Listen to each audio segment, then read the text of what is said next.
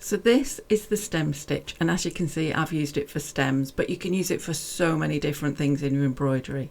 It makes a really nice straight line or a sweeping curve or whatever you want. It's great for outlining. So by the end of this video you're going to be doing your own stem stitch, and perhaps you'll be doing it in a slow stitching book like I'm doing here.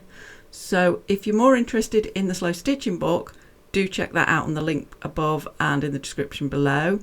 And here are some more stem stitches, and as you can see I've just done wavy lines. Lots of different techniques you can use here. So let's see how we actually do it.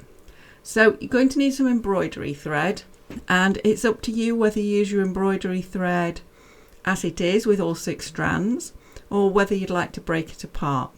Now I tend to work with 3 strands, so that's what I'm going to do today.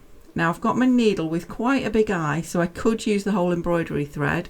It's actually an embroidery needle, but I'm going to divide it. And the easiest way of doing it is to separate your thread and then take hold of those 2 separate threads in one hand and run your finger down the length of the thread.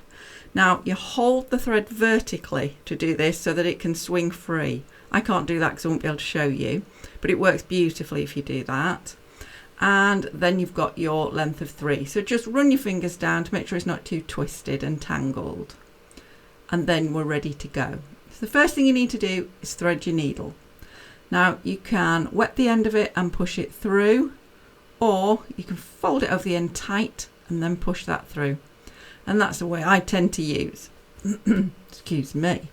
So you want a long end and a short end, and the long tail is going to have a knot in it. So it's a good idea to just pull one knot through like that, and then if you don't think it's big enough you can do another, and then you're ready to go. So you can see I'm all set up here. I'm going to do 1 straight run of stem stitch. It doesn't matter whether you go left to right or right to left, please don't worry. Just come up where you want to start, which may even be top to bottom or bottom to top, and pull the thread all the way through so that the knot sits nicely at the back. Then go back down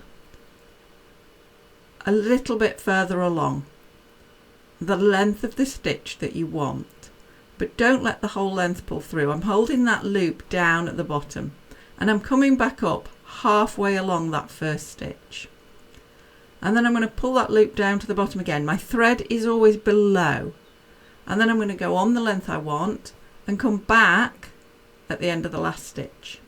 Now you can do it in one step or you can do it in 2 separate steps like I'm doing here. So I'm now bringing the needle up where the last stitch ended, keeping that loop below,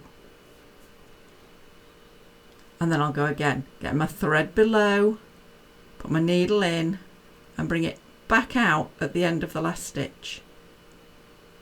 And you see how that's all lying really nicely. Thread down, needle in at the length I want, back at the end of the last stitch, and there we go. Now I've kept that thread on the same side at all times. It would have been perfectly alright if I'd had it above, but I've kept it below. What you don't want to do is have it above for some stitches and below for others. You won't get that beautiful smooth line that you're looking for, which you can see is appearing now. So you can see how now I'm doing it in one movement. It's a beautiful flowing stitch. Now don't pull your thread too tight, that's a common problem which makes all your fabric pucker up.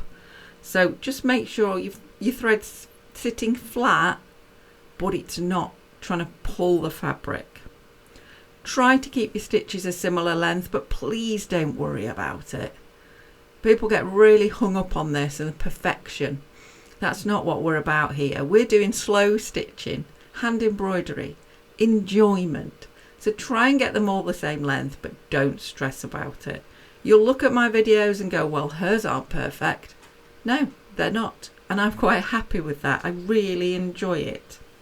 Now, if your thread starts to get twisted up, just let your needle hang and it will untwist, and then you can carry on again. And as you can see, it's growing quite quickly. So it's a really nice stitch to do.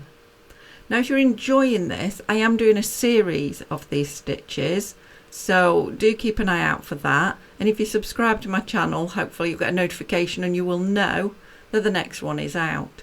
You can see from the page of my book that I'm using here some of the ones that are coming. Chain stitches, what else have I got? French knots, cross stitch, we've got all sorts coming.